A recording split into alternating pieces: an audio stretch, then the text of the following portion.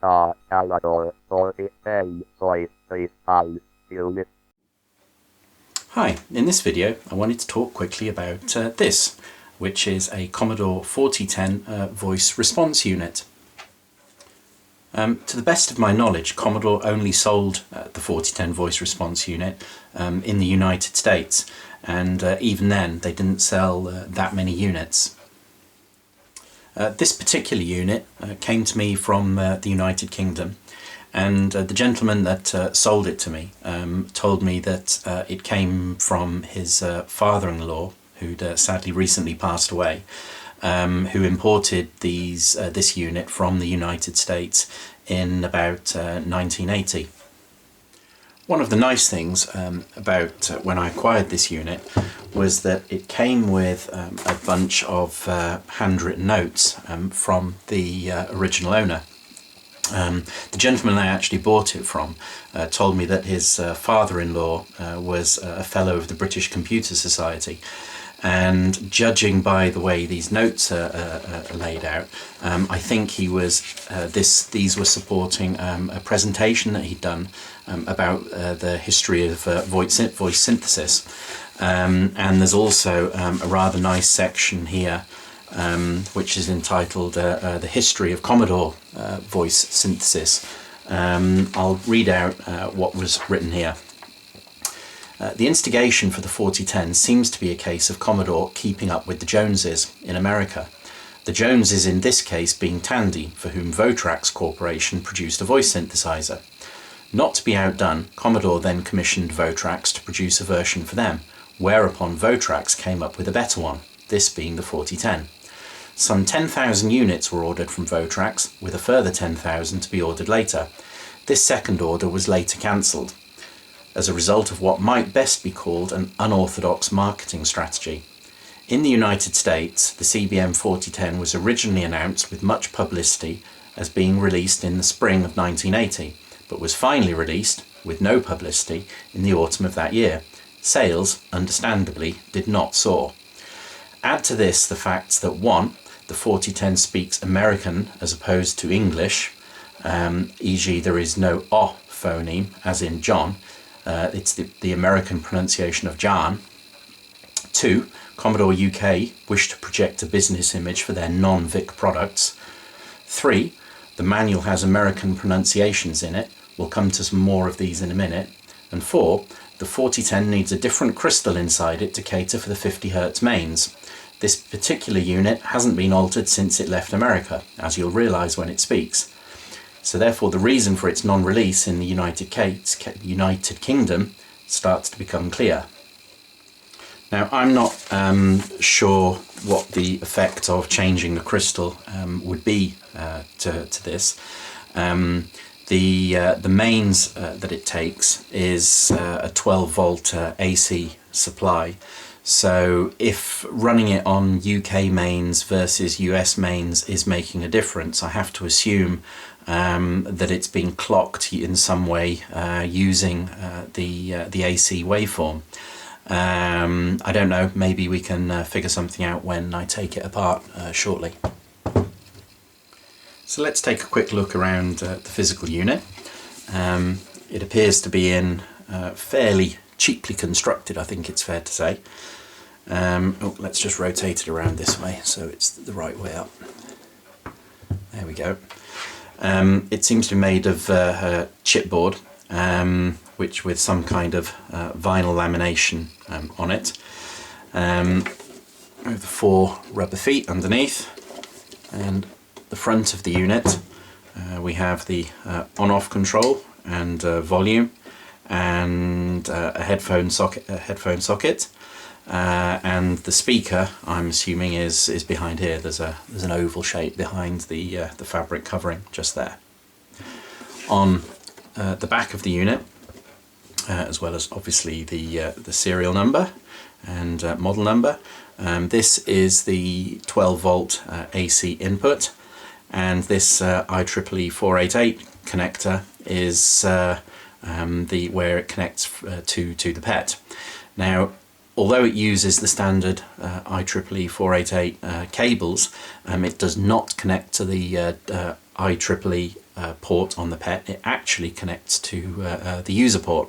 So if you use the standard cables that you would use to connect the IEEE disk drives to a PET, you have to remove the little keyways, because although the number of pins is the same on the user port and the disk drive port, the cutouts are in different positions to stop you putting the cables in the wrong place. So let's take the back off this unit and see what we can see inside.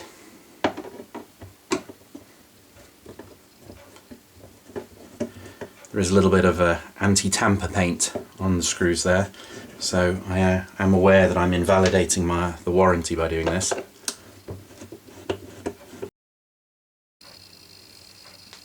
Okay, now I've got the board out, let's have a look at what we've got.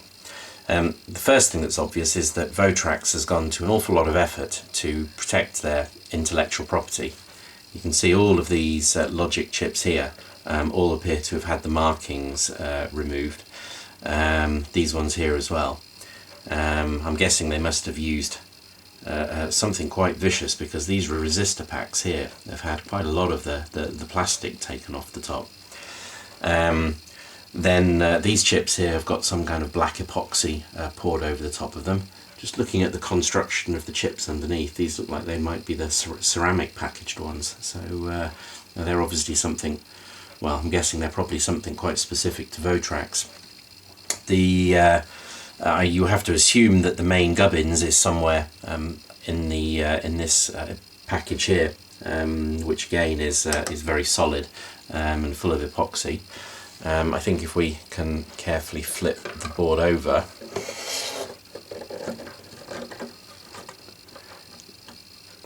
we can see here that the back side of the board underneath that black square package is also covered in epoxy, so they've even gone to the efforts to try and avoid you being able to imply anything, even by looking at the pinouts.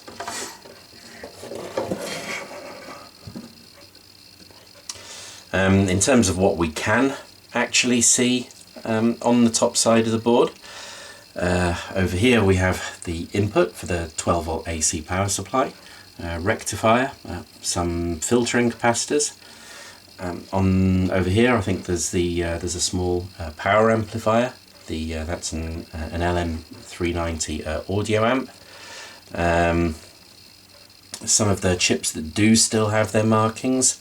There's a hex inverting buffer, a quad NOR gate, and a small UA798 op amp.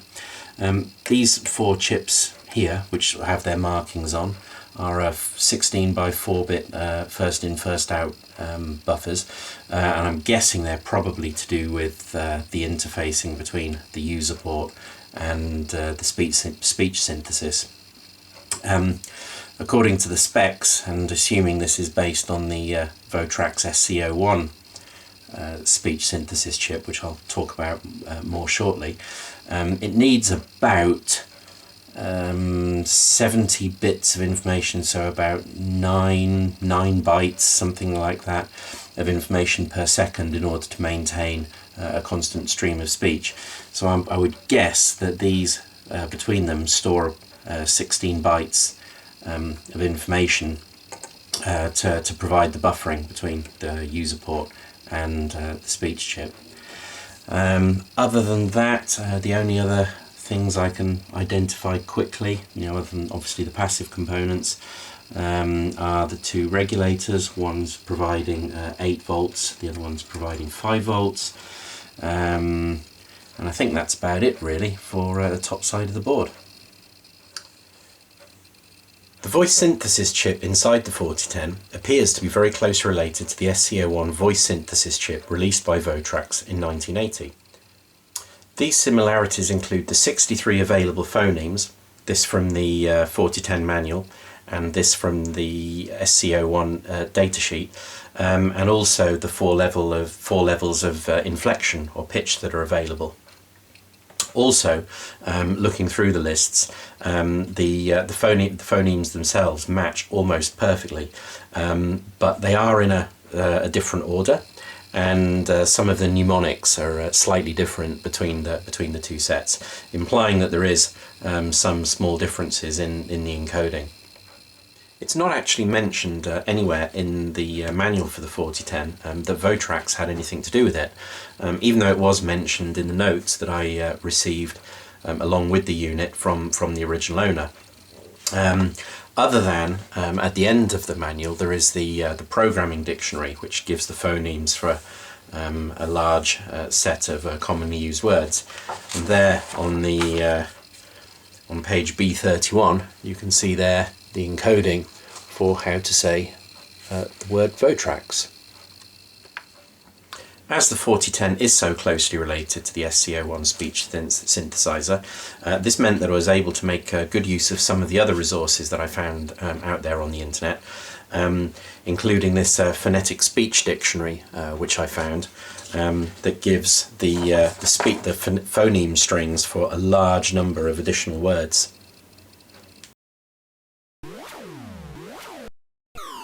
The SC01 was also used in a number of arcade games in the early 80s. These included Gorf, Long live Dorf. You will be taken into space cadet. Hey, insert toy. and Wizard of War. Find me a wizard of war. My baby's free fire warrior. Now you bet a heavyweight. Ta ta ta ta. Hello, I'm Greta. And Qbert.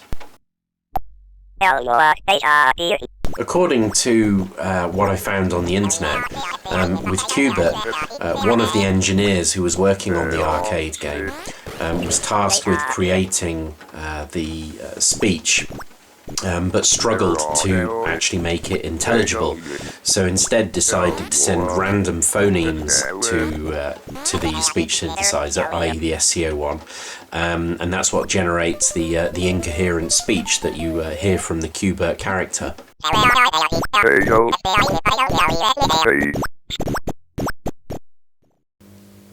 So I think one of the aspects that may have contributed to the relative lack of success of the 4010 was the manual. It's got sections on how to set your 4010 up from a hardware perspective, so preparing to use your unit, how to plug it in. It's got several pages on the details of how spoken words are constructed from phonemes, and how you might go about doing that yourself. It's got a large section in the back of the Appendix A as the phonetic programming computer vocabulary, which is basically all of the statements, commands and functions and numbers and such like, such that you might need to maybe even read out a program listing. And then there's a section after that which is a dictionary of commonly used words, of which it takes, well, there's the staple, so you can see it takes up half the manual. So there's about, what, let's have a look, 30 odd pages in the dictionary, which basically has a whole bunch of words and the phonemes that make them up. But in terms of how to actually program it and how to actually use it, you really don't get very much information at all. All you get is a printout of a program called Talk, which was supplied on the cassette with the 4010. I don't actually have the cassette, but fortunately I do have an electronic copy of the Talk program as well, which I'll show in a moment. So in the manual you get a printout of the Talk program, you get the tables that translate the phonemes to the ASCII codes that the 4010 understands. And that's about it. Now, within the program itself, to be fair, it is relatively well commented. There's a lot of REM statements that capture quite a lot of information of what that particular subroutine is doing. And also from line 3000, if you run it with Go Sub 3000, it actually gives you a breakdown of which lines are doing actually what. But in terms of a program that will actually allow you to like store and save your constructed words in such a way that maybe you could then easily use them for some functionality. I don't know, a public address system, or as it say, voice response unit, maybe responding over the telephone. There's relatively little information on how to do that. The program itself stores the words that you type in a whole bunch of arrays, which are fairly complicated in the way it stores them. And in terms of how the program's actually communicating with the 4010 itself, it's basically just a bunch of poke statements in the lines from about 600 to 700, with a little bit of explanation here on what they're actually doing. But really, you'd have to be a pretty competent programmer and understand the intricacies of the VIA chip, which is what drives the user port, in order to really make some headway. Now, in this day and age, that's really well documented and easily accessible on the internet. But if I'd bought this in 1980, not knowing the internals of the VIA, and all I got with it with this, I think you'd be pretty hard pushed to make much headway with it. So now let's do something with this unit. For the purposes of the tests, I've got my 4032 hooked up to the voice response unit, and a PET SD unit in lieu of the disk drive. Because the speaker quality is not so great in this thing, I've got the line out plugged into the microphone jack, and I'm going to stream that into my PC, and I'll overlay the output of the 4010 during the video editing. So now let's use that talk program and work through the example, the one example that they do provide in the user manual, and teach the 4010 to say the United States of America. Okay, so let's load up our talk program.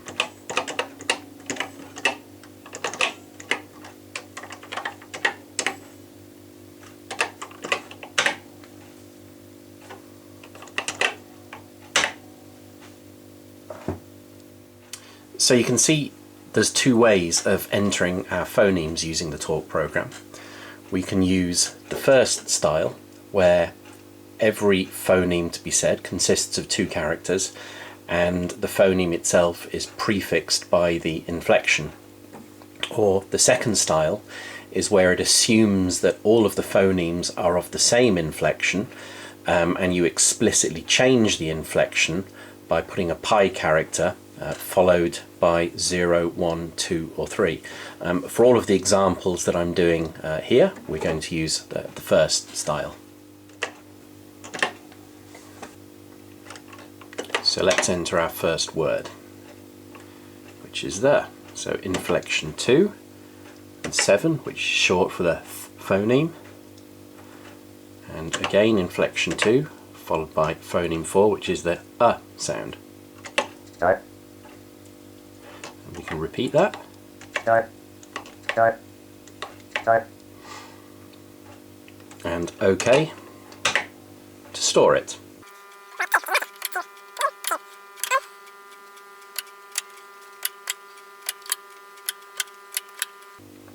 And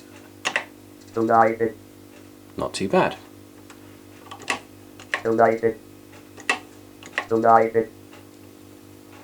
And store it.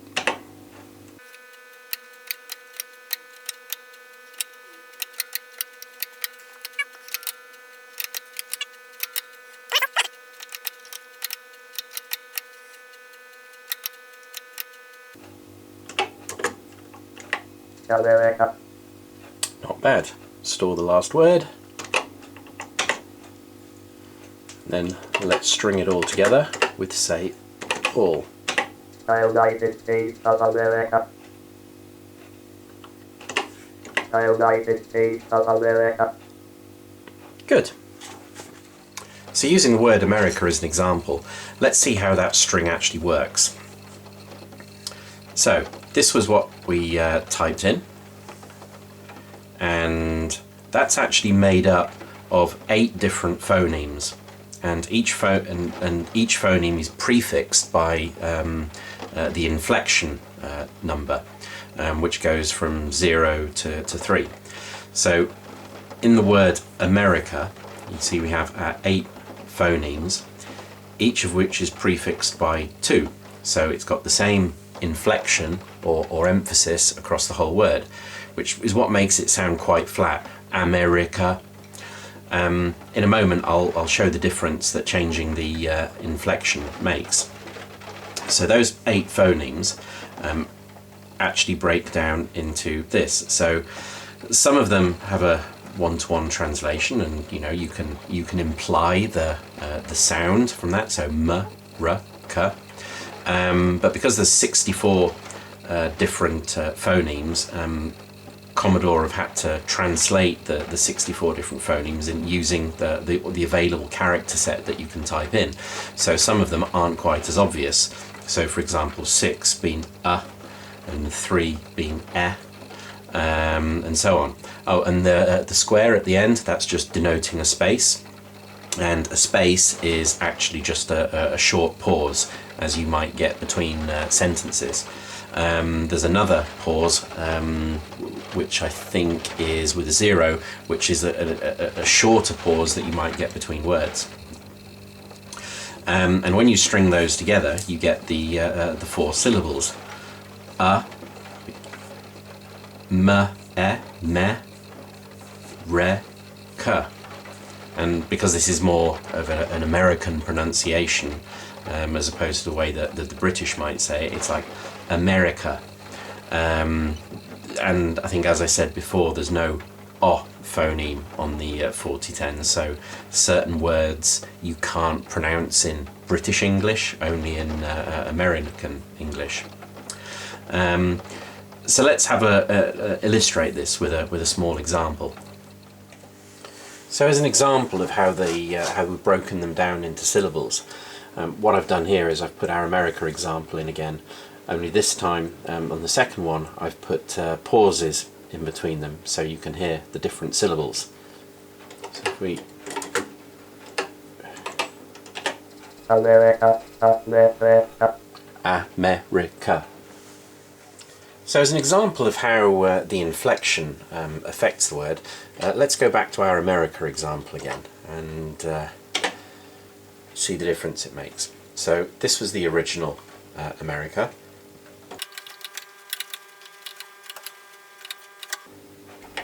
America. America.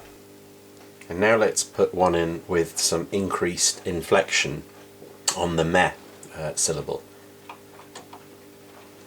Let's just put a pause in at the beginning so they aren't too close together. 2, 6. But this time we'll increase the inflection on the me syllable. So we'll make that 3 m and 3 3, and then put the rest the same. America. You can see the way it went up on the me bit, America. So now let's. I should have stored those, so let's store that one and then put the original one back in.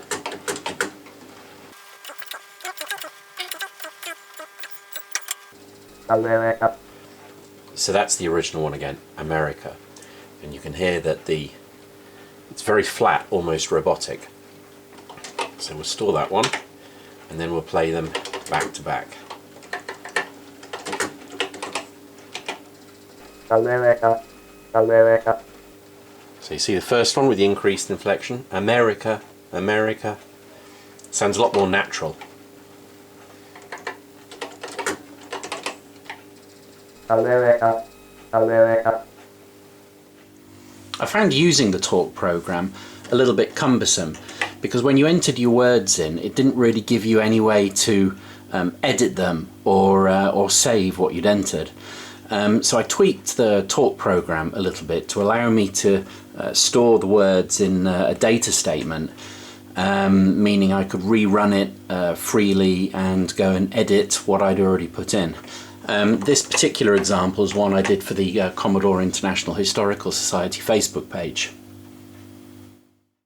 The Commodore International Historical Society. And this example I did for the Chicken Lips Radio podcast that I do with Earl Evans and Todd George. Radio. For the next version, to optimize it a little bit more, I split out the code that actually sends the phoneme to the voice response unit to a little machine code routine, which I load in at the start of the program, and is then called by poking a location in the 0 page with the phoneme, and then calling the machine code routine to send it. So this is the little machine code routine that I use. This resets a counter which is stored at 0300.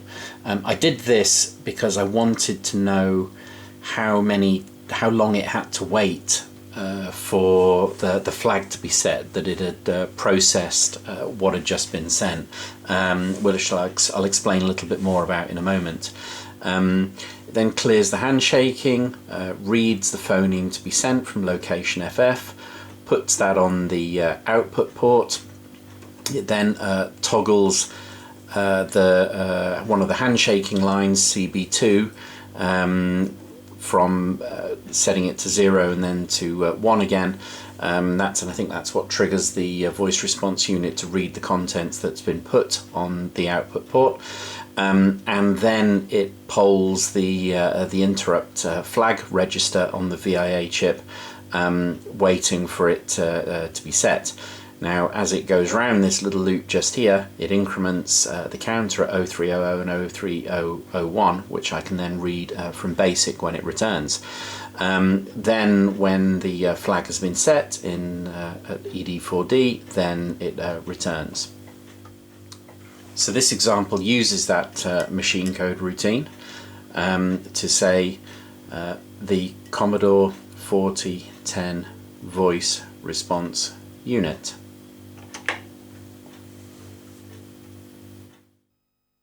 Commodore 4010 voice response unit. One of the things that you might have noticed there was that the prompt returned quite a long time before the unit had finished saying the speech. So that led me to want to investigate how the buffering worked and how big the buffer might be. So the value that I stored at 0300 and 0301 hex, I read back from the BASIC program after I've called the machine code routine to send the phoneme. And so what D contains is the number of times that it went round the loop waiting for the interrupt flag to be set, and it then will print that out to the screen. So if we run it, Commodore 4010 voice response unit. and you'll see that that meant for every phoneme that we sent, it literally only went through the loop once. So it was, what that implies is that the flag is being set almost instantaneously by the 4010 to say that it's ready to receive the next one. And again, you notice that the prompt comes back before the unit has actually finished saying the speech.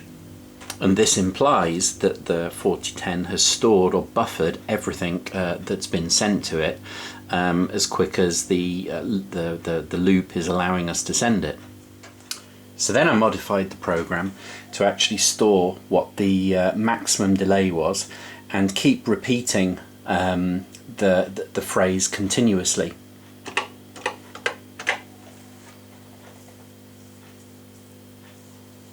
Commodore 4010 voice response unit.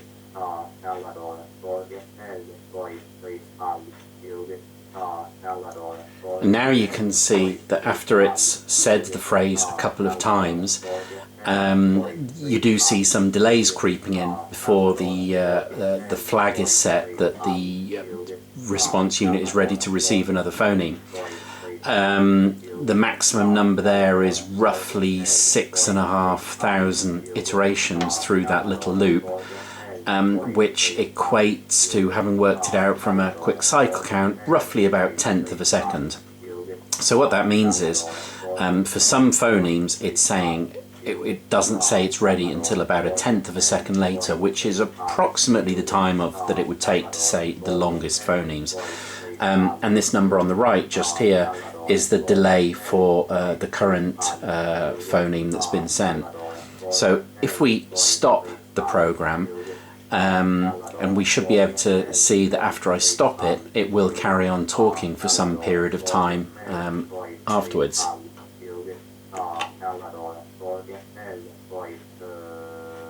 And that was about 4.5 seconds.